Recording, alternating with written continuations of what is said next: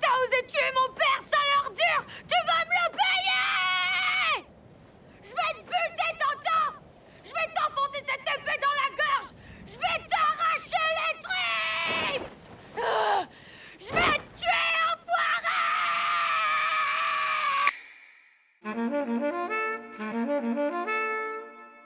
Tu as besoin d'une épée, Thorfinn? Qui veux-tu tuer avec ton épée? Un ennemi. Tu n'as pas d'ennemi. Dans ce monde, personne n'en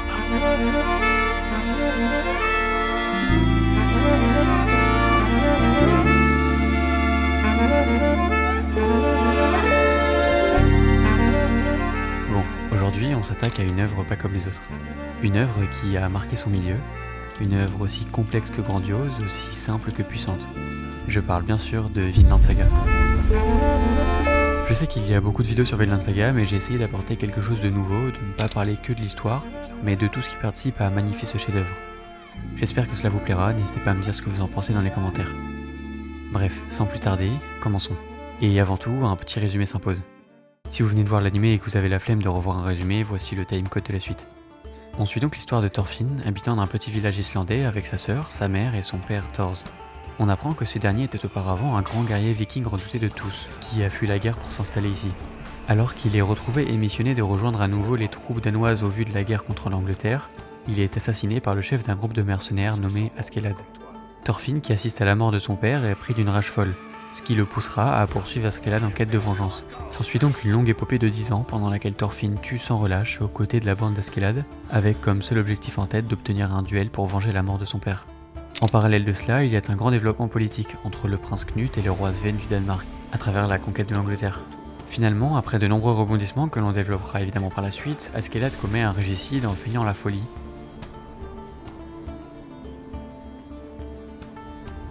obligeant Knut à le tuer à son tour. Thorfinn, absent de la cérémonie au départ, arrive au même moment. Mais il est déjà trop tard, on lui a enlevé ce qu'il tentait en vain d'attraper depuis plus de 10 ans, sa vengeance pour laquelle il a sacrifié sa vie. Suite à cela, et notamment car il a attaqué Knut pour avoir tué Askeladd à sa place, il est vendu comme esclave, vidé jusqu'au plus profond de son âme. Dans la saison 2, on suit toujours Thorfinn, désormais esclave dans une ferme détenue par un certain Ketil. Il est rapidement rejoint par un autre esclave nommé Einar. Durant cette saison, en plus de découvrir tout le travail au champ et les horreurs morales de l'esclavagisme, on suit la quête de rédemption de Thorfinn, presque détruit par le remords d'avoir causé tant de souffrances, d'avoir tué tant de gens. Et c'est un long chemin qu'il se doit de parcourir pour en voir le bout. Le poids de ses morts sur ses épaules ne disparaîtra sûrement jamais, mais il finit par arriver à remonter le gouffre symbolique, et semble enfin avoir compris ce que signifie être un vrai guerrier, un guerrier qui n'a pas besoin d'épée. De son côté, Knut est roi d'Angleterre et du Danemark, et pense qu'il faut d'abord user de la force et de domination pour pouvoir ensuite créer ce paradis sur terre sans guerre. Alors qu'il s'apprêtait injustement à exproprier les terres de Ketil pour renflouer les caisses du royaume, Thorfinn s'interpose, non plus pour se battre ou se venger, mais pour essayer de négocier la paix avec Knut, ce qu'il finit par réussir. Finalement, Thorfinn retourne dans son village natal, 15 ans après son départ, bien que son retour ne sera que d'une courte durée, puisque désormais il est en quête. En quête d'une terre très loin à l'ouest, une terre fertile où il y fait doux toute l'année, une terre non foulée par les guerres et l'esclavage, où il pourra fonder un nouveau paradis pacifique pour les rejetés du bas monde, le Vinland. Maintenant qu'on a revu un peu tout ça, attaquons le cœur du sujet, ce qui fait de cette œuvre une véritable masterclass, et commençons pour ce faire par un des piliers des animés, qui parfois selon certaines personnes suffit même pour donner tout l'intérêt à une œuvre, l'animation. C'est Wit Studio pour la saison 1 et Mappa pour la saison 2, qui ont quelques autres classiques à leur actif. Et c'est vraiment, je pense, le meilleur choix possible pour cette œuvre. On le voit d'ailleurs très bien aussi avec SNK qui contient beaucoup de similarités avec Vinland dans les ambiances. Les couleurs sont profondes avec énormément de nuances. Il y a plusieurs rouges, plusieurs verts, plusieurs bleus dans chaque frame. Les teintes sont parfois ternes, collant parfaitement avec l'ambiance sombre et réaliste, mais aussi capables d'être éclatantes, vives, jouant ainsi beaucoup sur les contrastes. De plus, les paysages sont extrêmement détaillés, avec beaucoup de nuances d'ombre et de lumière, permettant d'apprécier au mieux la nature et sa puissance. Chaque fond a l'allure d'une peinture texturée faite à la main. On sent vraiment le paysage prendre vie sous nos yeux. Il est possible qu'un jour je m'incline face à toi. Bref, tout cela matche parfaitement avec l'univers narratif de Vinland Saga, un univers à la fois sombre et sublime. Ainsi, l'ambiguïté de l'œuvre, que l'on développera évidemment par la suite, se retrouve même jusque dans le style visuel. En fait, Vinland Saga, à travers son animation, dépeint exactement l'idée que la nature peut être aussi effroyable que belle. Par exemple, lors de l'épisode 5, on assiste d'abord à une scène calme en pleine nature, avec du bleu, du vert, mais aussi surtout de l'orange, avec notamment les feuilles d'automne, qui fait immédiatement écho ensuite au orange vif du feu, montrant brutalement la double face de la nature. On a affaire à un animé capable de nous offrir une violence inouïe, et quelques instants après, ça. Ouvre les yeux, Thorfinn. Tu saisis l'ironie de l'instant. L'aube se lève alors que le crépuscule de l'homme approche. Et bien sûr, sans parler des dialogues qu'on étudiera plus tard dans la vidéo. De plus, outre le fait d'être un support visuel, les couleurs sont aussi cruciales comme témoins de l'évolution psychologique de Thorfinn au fil de l'œuvre. En effet, au tout début, lorsqu'il est encore un jeune garçon innocent, son inconscient est fait de couleurs éclatantes. On y voit un ciel bleu dégagé, du rouge et du vert vif. Ensuite, lors de sa rédemption, tout est très sombre et terne, sauf pour certaines couleurs précises comme le rouge, souvent associé à la violence. Et c'est uniquement à la fin de l'animé que l'on retrouve l'éclat des couleurs dans son inconscient. Dans l'animation, on a donc les couleurs. Mais un autre aspect majeur qui rend une image intéressante est sa composition. De ce point de vue-là aussi, il démontre une véritable maîtrise du style et un sens artistique affiné. On ne va pas trop s'y attarder car il y en a tout au long de l'animé, mais par exemple là, là ou encore là. En bref, il y a beaucoup de manières de composer assez originales. Beaucoup d'alternance entre les échelles de plans, soit des plans larges ou généraux, des gros plans, des plans rapprochés, et à chaque fois, pas seulement des cadrages frontaux. Ça va être une putain de sale journée. Cela pourrait paraître banal au premier abord, mais je vous assure que ça ne l'est pas tant que ça. Les détails de l'animation de ces deux studios se retrouvent aussi dans les yeux, les cheveux, les expressions du visage, les cicatrices sur les corps, sur les mains, les égratignures, les ongles cassés, qui ajoutent au réalisme et à la justesse de l'œuvre. Thorfinn et Einar ont travaillé physiquement pour en arriver là où ils sont aujourd'hui, et donc on le ressent grâce à l'animation. Lié aux dégâts physiques, c'est un détail mais je trouve aussi très maligne l'idée d'avoir animé Thorfinn comme cela lors de son entrevue avec Knut à la fin de la saison 2. Au premier coup d'œil, cela rend la scène presque grotesque. L'opposition entre cet esclave boursouflé et le roi sous sa tunique rouge flamboyante. Mais c'est en vérité tout le contraire qui se produit. Tout simplement parce qu'à ce moment précis, on ne s'accroche pas à Thorfinn grâce à son charisme ou à son style, comme on a pu le faire avec Askeladd ou même Knut lors de la saison 2. Non, ici on se range du côté de Thorfinn uniquement grâce à ses idéaux. L'opposition est à ce moment d'ailleurs plus flagrante que jamais entre le Thorfinn de la saison 1, mis en valeur du point de vue du chara-design, mais rejeté moralement, et celui-là, défiguré et pourtant plus authentique que jamais. Ce n'est bien sûr qu'un détail mineur, mais selon moi cela montre toute la précision de l'auteur. Et enfin, une partie majeure de la première saison, l'animation des combats. Bon, évidemment, comme ces deux studios l'ont déjà démontré avec d'autres animés, ils savent y faire. Que ce soit dans les chorégraphies, le dynamisme, les perspectives, les ralentis, bref, on se régale.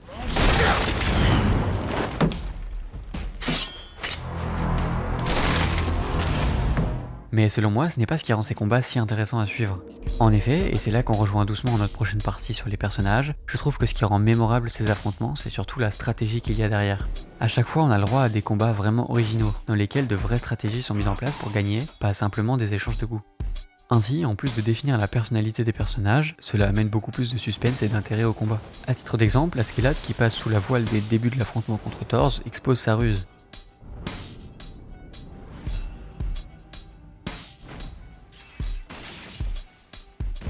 Thor, qui pousse Askeladd à casser son épée pour le forcer à faire un coup large et ensuite le désarmer, montre son sens aiguisé du combat. Il va faire un coup large.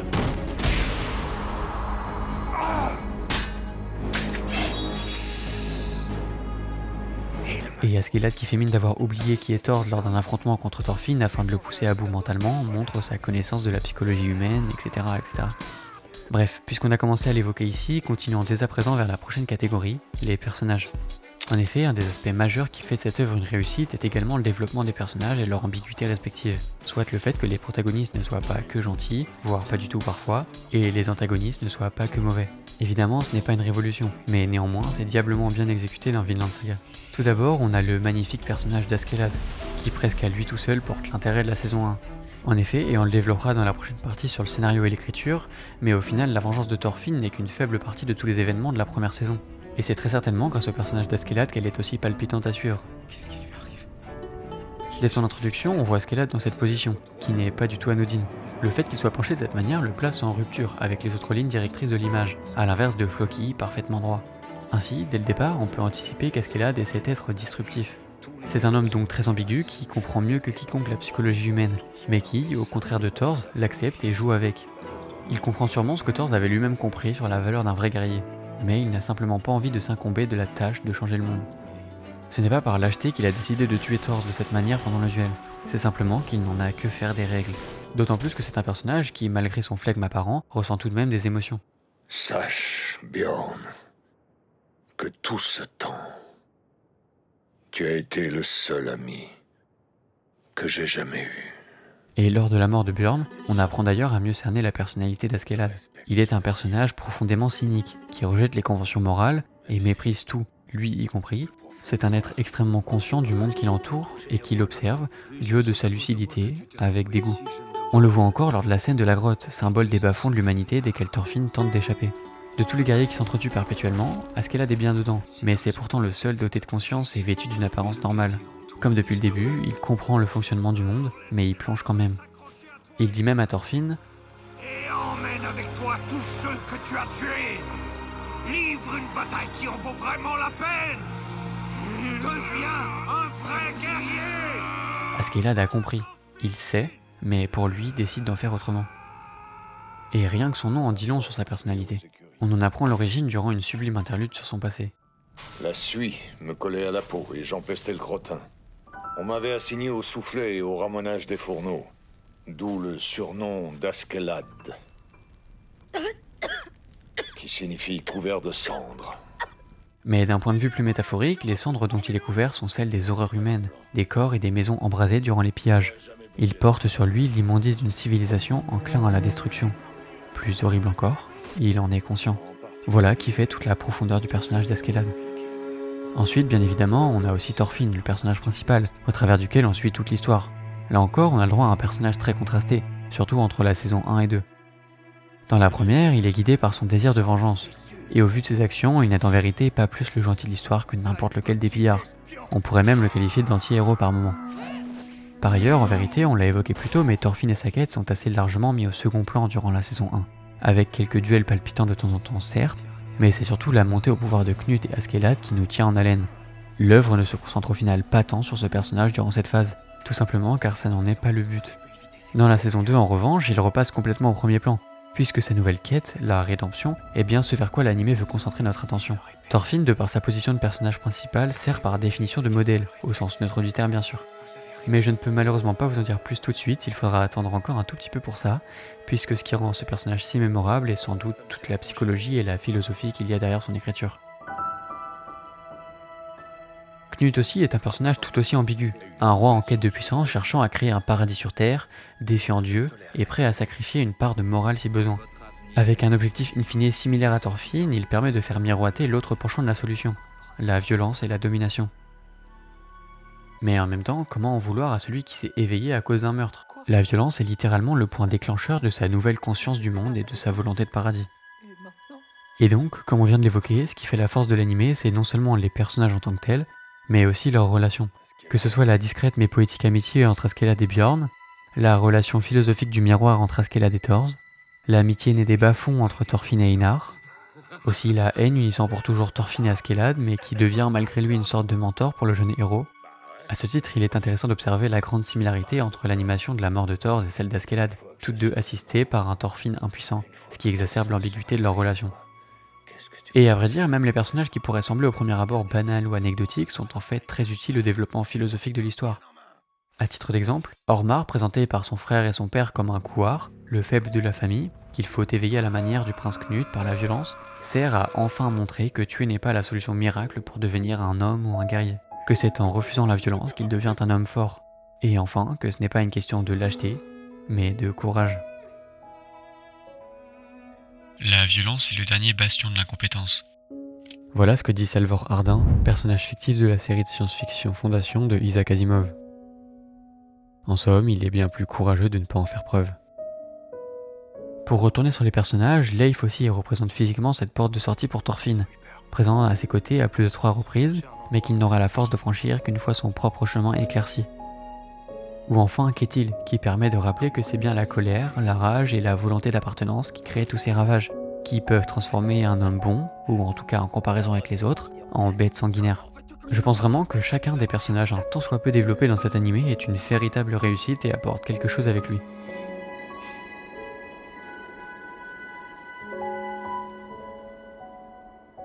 L'image, les personnages, mais qu'en est-il du son? Effectivement, Vinland Saga est aussi une vraie réussite du côté de sa BO.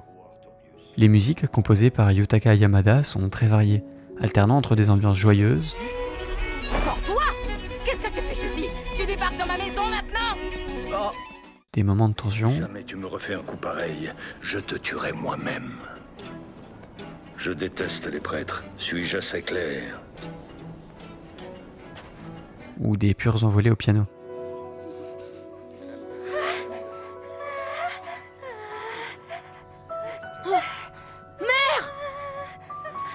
Elle aussi donc participant à dépeindre la dualité de la nature.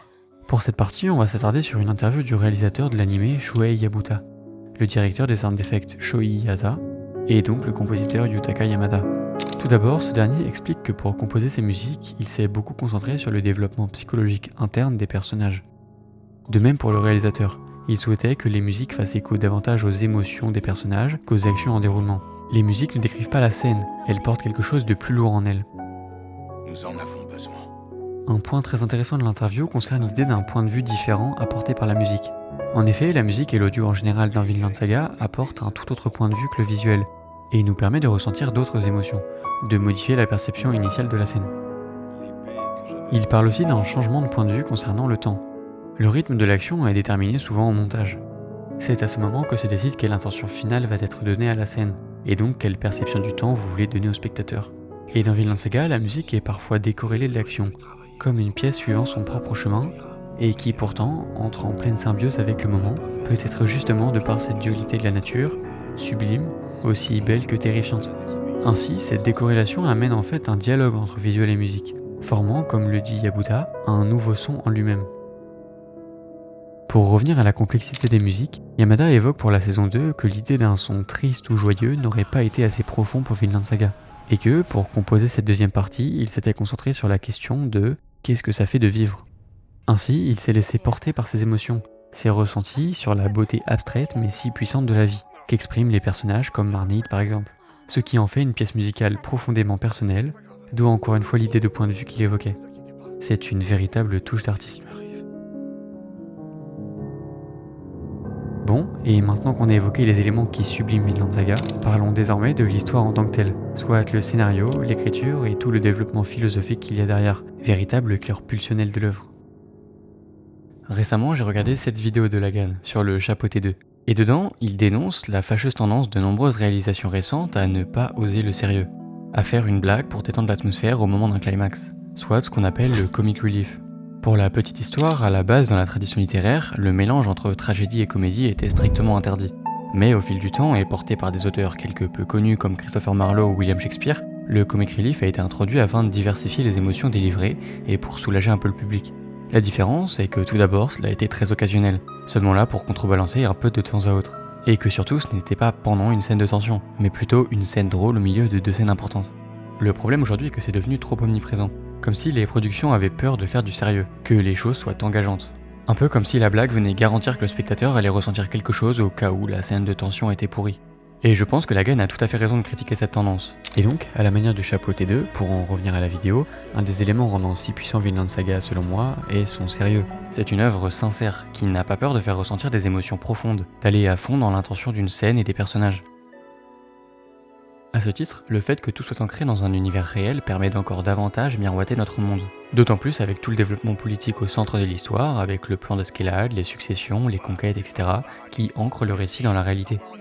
Par ailleurs, une grande partie des personnages et de l'histoire générale sont inspirés de faits réels. Le roi Sven et son fils Knut notamment, Thorkel le Grand, général des Jomsvikings, ou même l'expédition d'un certain Thorfinn Karlsefni vers l'ouest. Tout cela aussi participe à rendre tangible le récit auquel on peut plus facilement s'identifier. Un autre aspect majeur du scénario est ce plot twist entre la saison 1 et 2. Il s'agit d'un tournant psychologique unique qui prend le contre-pied total de ce qu'on attend de ce genre d'animé à la base. En fait, cette première saison nourrit cette volonté de violence à son paroxysme, nous fait même apprécier ces guerres, ces conflits, cette rage, pour ensuite nous l'enlever extrêmement brutalement en nous faisant nous confronter, à travers le chemin psychologique de Thorfinn, à l'insensé de ce besoin de violence. En faisant quelques recherches pour cette vidéo, je suis tombé sur certains commentaires qui critiquaient la saison 2. Ils la trouvaient ennuyante. Sauf que selon moi, c'est justement ce qui fait de cette saison 2 une réussite.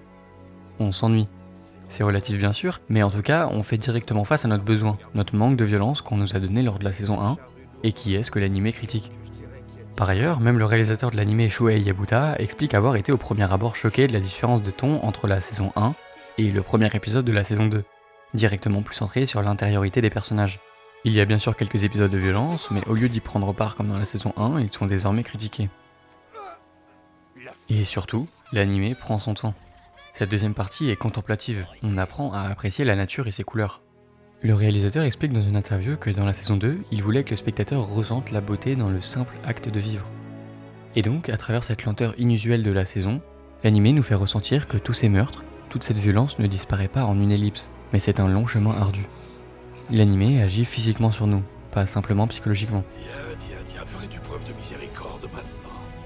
Petit aparté histoire de l'art, il est assez amusant je trouve d'observer que ce même duel, ce même affrontement entre deux manières de faire a en quelque sorte déjà eu lieu par le passé. Bien sûr c'est une comparaison à prendre avec de grosses pincettes, je ne suis pas historien de l'art, mais je pense qu'on pourrait mettre en parallèle le passage du romantisme au réalisme en peinture du 19e siècle avec ce passage de la saison 1 à la saison 2 de Vinland Saga. En effet, la saison 1, à la manière du romantisme, était pour une exaltation de la figure personnelle, solitaire et héroïque. On y retrouve dans les deux cas beaucoup de pathos et de nombreuses représentations d'une nature écrasante. En revanche, la saison 2, tout comme le réalisme, en prend le contre-pied quasi total, en refusant l'exaltation du héros pour au contraire représenter des paysans, des casseurs de pierres, des fermiers, tout en leur donnant autant d'attention, de temps et d'importance que les sujets nobles et réputés. De même pour la nature, comme pour la saison 2, elle n'était plus autant spectacularisée. Au lieu de ça, on se concentrait sur la matière et sa rugosité. C'était une nature qui devenait lieu de travail manuel et physique, une nature brute. Le temps passe et rien d'extraordinaire ne se produit.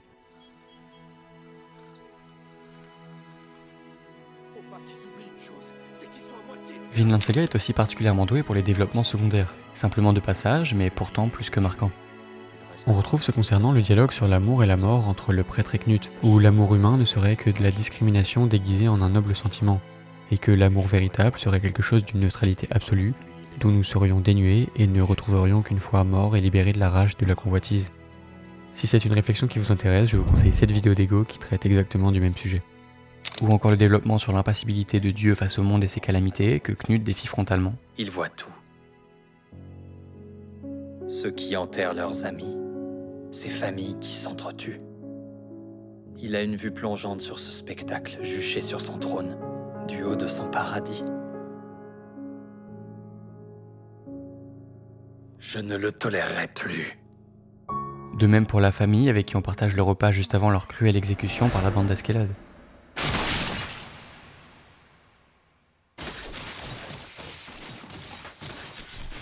Ou encore bien sûr le développement à propos du pouvoir et de la volonté propre de la couronne, dépeignant celle-ci comme une malédiction toute puissante.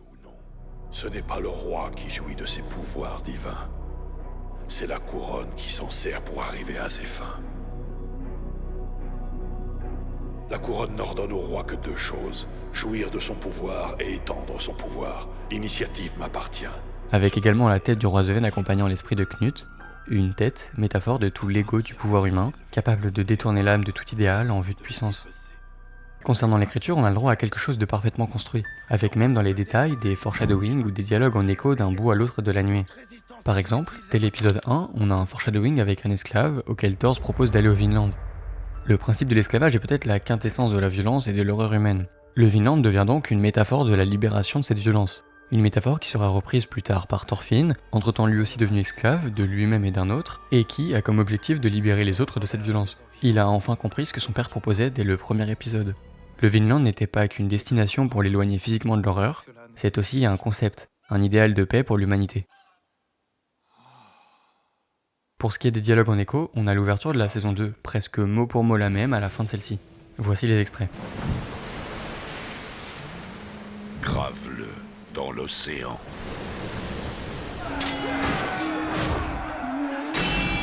Grave-le sur ton ennemi. Grave-le sur ta proie.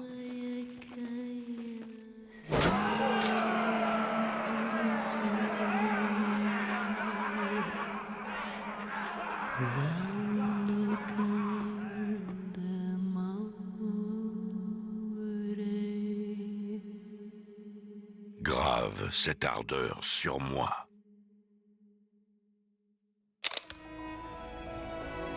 Grave-le sur ta proie. Grave-le.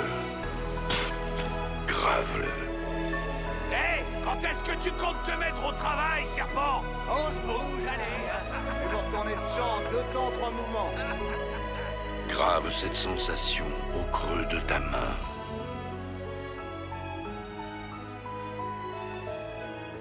Grave à jamais notre rencontre en toi. La seule chose qui change est ce qu'on choisit de graver. L'ardeur, la destruction et la violence dans un cas, et une sensation, une rencontre dans le deuxième. Ainsi, en plus de la poésie de l'idée d'une trace que l'on laisserait derrière nous, l'animé nous rappelle que nous sommes les décideurs du visage de cette marque. Et selon moi, ce message prend tout son sens justement de par la séparation de ces deux miroirs, et par le temps et les actions qui s'écoulent au milieu. Effectivement, lorsque l'on regarde la première, on vient de kiffer une saison entière de combats, de guerres, de violence, parce que oui, si on est honnête, cette partie est très kiffante à regarder, parce que l'on est naturellement attiré par ce genre de spectacle. Et donc, toute proportion gardée, nous sommes dans le même état d'esprit que ces vikings. On veut voir d'autres duels, on veut graver cette ardeur. Sauf que lorsque l'on écoute la deuxième voix off, on a suivi toute une saison de rédemption et de tentatives de non-violence. On se met donc enfin à réapprécier la nature, le calme et la paix. On a passé une saison à ressortir du gouffre avec Thorfinn, et cette phrase ne vient qu'appuyer ce que l'on ressent déjà. Ce n'est plus de l'ardeur, mais cette sensation de rencontre et d'entraide que l'on veut graver. Mon frère, accompagne-moi. Suis-moi au Vinland. Quand Thorfinn dit sa fameuse phrase « je n'ai pas d'ennemis », cela fait directement écho à cette volonté de coexister pacifiquement, de ne pas considérer comme un ennemi celui que l'on vient de rencontrer, pour au contraire graver en soi cette innocente entrevue, afin de se rappeler que rien ne nous oppose. Évidemment, cela ne signifie pas qu'il faut renoncer entièrement à se défendre et à défendre ce que l'on chérit, mais la violence doit d'être pour tous la dernière option. Ainsi, à partir de l'instant où tous appliqueront ce fondement, alors il y a bien peu de chances qu'elle survienne. En réalité, je n'ai pas le moindre ennemi. Puisqu'on parle de philosophie, parlons aussi de l'esclavage dans Vinland Saga. Évidemment, l'horreur de cette condition y est décrite avec justesse, mais l'animé va même plus loin. Regarde. Tu trouves pas ça ridicule? Oh, putain, tu es mon esclave maintenant. Il faut que tu te fasses à cette idée. Mon oncle agite son fouet au-dessus de son esclave pour oublier qu'il est lui-même esclave de ses richesses. Et il ne s'en rend même pas compte. Conscient ou pas, on est tous esclaves de quelque chose. À ce titre, on peut rapidement analyser cette séquence sur le bateau entre Thorfinn et l'esclave de l'oncle d'Askeladd, qui fait directement suite à la scène précédente. Est-ce que tu es un esclave, toi aussi? Hein? Vu que tu manges dehors sur ce bateau. Je suis un guerrier. Je suis pas comme toi. Je peux choisir librement où je prends mes repas. Ah bon? Pourtant, quand je t'ai vu, j'avais l'impression qu'on était assez semblables tous les deux. Tout cela est évidemment assez ironique, car en répondant qu'il n'est pas esclave mais guerrier, il dit en fait le strict opposé. Bien sûr, comme il le dit, il peut décider d'où il mange et d'où il dort, quoique ce ne soit même pas tout à fait vrai, puisque sa rage de vengeance le force à suivre Askeladd où qu'il aille. Mais surtout, en étant guerrier, il est esclave de la violence, de la guerre et de la soif de victoire. C'est même parfaitement illustré dans la saison 2 pendant la séquence de la grotte. On voit tous ces guerriers plongés dans d'éternels affrontements, enchaînés à leur propre folie. Quand je parlais de cette œuvre comme étant ambiguë, cela s'applique aussi à la morale. En effet, bien que la conclusion soit optimiste se dirigeant vers un monde de paix, en prenant un peu de recul, on s'aperçoit que systématiquement, la violence a été, à un moment ou à un autre, non pas utile, mais nécessaire. Même avec un idéal de paix, il pourrait sembler que le passage par une telle phase soit étrangement obligatoire. Par exemple, Knut, pour pouvoir bâtir son paradis, doit d'abord dominer, à travers de nombreuses guerres. Là, vous pourriez me répondre que c'est simplement qu'il prend le mauvais chemin, et qu'au contraire, Thorfinn, lui, ne souhaite pas utiliser la violence pour ce faire. Je vous répondrai dans ce cas que vous avez raison. À l'exception du fait que c'est à cause de toute la violence qu'il a commis et subi, de tous ces champs de bataille parcourus, qu'il en est arrivé à cette conclusion. Petit, son père lui disait qu'il n'avait pas besoin d'épée, mais à la manière des enfants qui jouent à la guerre, il ne comprenait pas l'horreur que cela représente. Et d'ailleurs, même pour Thor, c'est après avoir été un général Jomsviking viking, après avoir massacré des milliers de guerriers, qu'il a compris qu'un vrai guerrier n'avait pas besoin d'épée.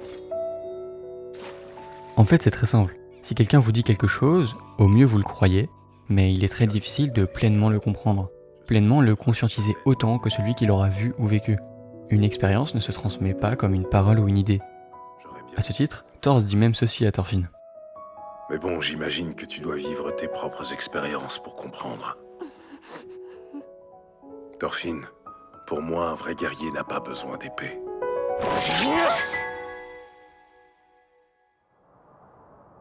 L'ironie évidente là-dedans est qu'en guise de réponse, Thorfinn sort sa dague pour attaquer par réflexe la jeune fille, donc visiblement oui, il doit d'abord vivre pour comprendre. Même pour quelqu'un comme Ormar qu'on évoquait un peu plus tôt, malgré qu'il y ait renoncé rapidement comparé aux autres, il lui aura tout de même fallu un meurtre pour comprendre que sa lâcheté ne tenait pas au fait de fuir la guerre, mais de ne pas réussir à la refuser. D'ailleurs, cette même ambiguïté se retrouve lors de la séquence des 100 coups de Droth.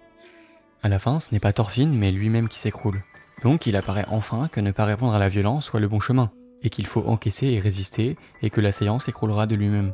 Certes, sauf qu'encore une fois, sans ces 10 ans de combat et d'entraînement, Thorfinn n'aurait jamais pu encaisser 100 coups et parler au roi pour ainsi sauver la ferme et découler sur une période de paix et d'entente entre Danois et Saxons.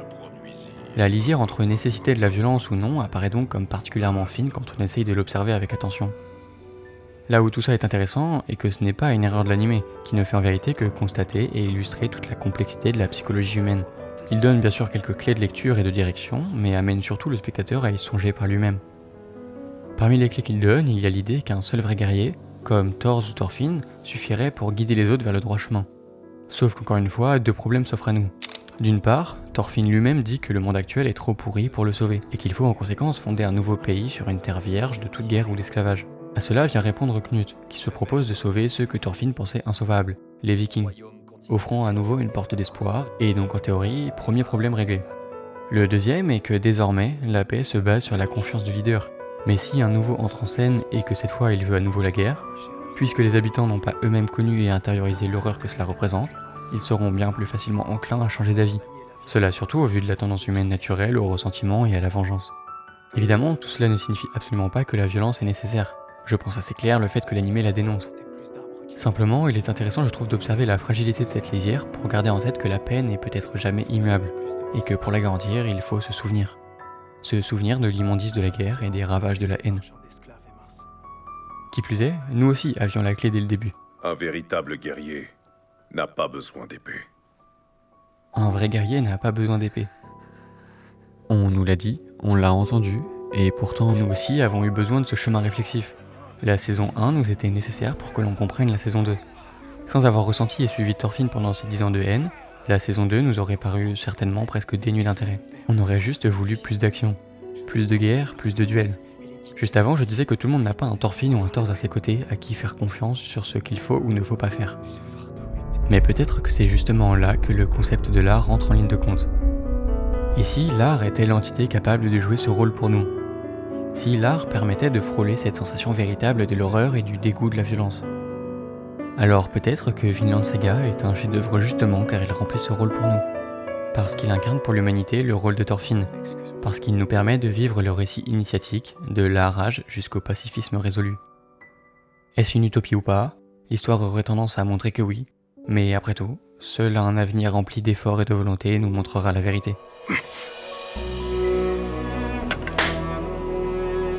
Je veux pouvoir clamer haut et fort à toutes ces personnes qui pensent que seule la mort pourra les sauver. Qu'il existe un endroit où ils peuvent aller et qui est plus attrayant que la mort elle-même. Et que cet endroit est sur cette terre. Voilà ce que je leur dirais. C'est tout ce que veulent ces gens. Pouvoir vivre en paix.